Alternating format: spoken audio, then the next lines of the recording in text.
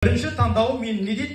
Математика және статистика дейді. Бірінші таңдауым дейді, негізгі таңдауым. Егер мен математика және статистика грантқа түспеген жағдайда, түсініңіздер ме, осы жер маңызды. Грантқа түсе алмаған жағдайда, онда менің екінші таңдауым физика пәні мұғалімі. Егер мен физика пәні мұғалімдігіне конкурсқа өтпесем, онда мен үшінші таңдауым механика, оған түсе алмасам агроинженерия дейді. Түсінікті ма? Енді қараңыздар, бұл талапкер бірінші таңдау бойынша грантқа түсіп кетсе, 2, 3, 4 бойынша конкурсқа қатыса ма? Жоқ.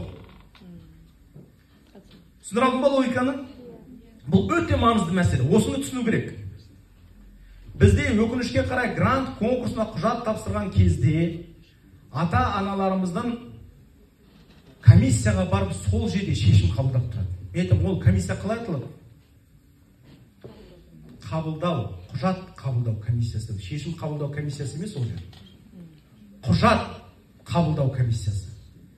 А бізде көбінесе жаңағы кәсіби бағдарлау өте маңызды саланы алып жатырсыз ғой. Бізде ата-аналар сол жерде барып, ана комиссияның алдында шешім қабылдап тұрады ғой. Қай мамандыққа барайық біз?